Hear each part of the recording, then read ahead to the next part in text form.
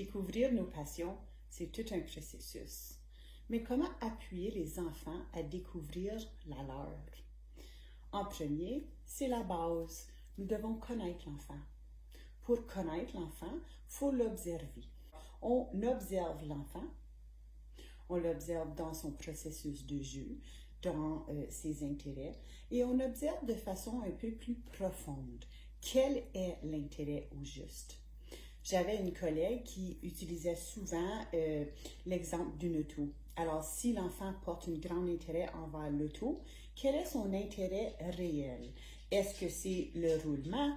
Est-ce que c'est la vitesse? Est-ce que c'est les classifications? Fait qu'il faut vraiment prendre un regard plus profond dans nos observations pour reconnaître les intérêts réels des enfants. Il faut présenter notre enfant avec des choix. Il ne faut pas choisir pour lui.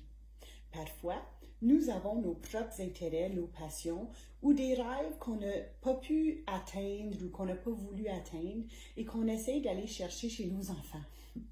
Fait qu'évitez de choisir pour votre enfant. Cependant, présentez-lui avec plein d'options et observez, voir. Est-ce qu'il aime ça? Est-ce qu'il s'adonne bien? Est-ce qu'il émet de la joie? Est-ce qu'il veut continuer à aller? Fait qu'il ne faut pas choisir pour l'enfant, mais il faut lui présenter avec des options. Le questionnement est aussi une stratégie exceptionnelle. La question ouverte, plutôt les questions. Les questions ouvertes. Une question fermée n'apporte pas une discussion. Alors, si je dis « Est-ce que tu aimes ça? » ma réponse c'est oui ou c'est non.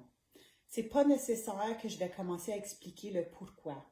Fait qu'il faut rendre notre question un peu plus ouverte. Alors, trouvez des questions qui invitent l'enfant à réfléchir. Si vous voulez poser une question oui ou non, ça va, mais faites-le avec un suivi d'une autre question pour appuyer la réflexion chez l'enfant.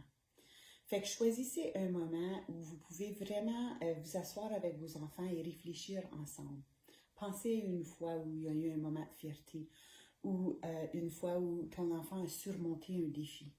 Ça l'aide l'enfant avec la résolution de problèmes et la pensée critique. Pour appuyer l'enfant à découvrir sa propre passion, laissez votre enfant explorer avec tous ses sens. D'ailleurs, l'enfant est un apprenant sensoriel.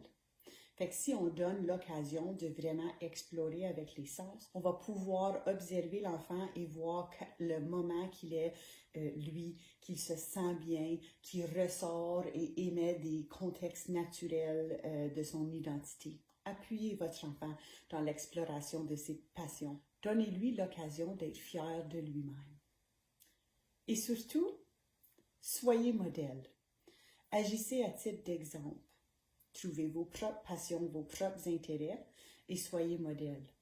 Votre enfant apprend par le monde qui l'entoure et comme Lev Vygotsky nous le dit, nous devenons nous-mêmes par l'entremise des autres.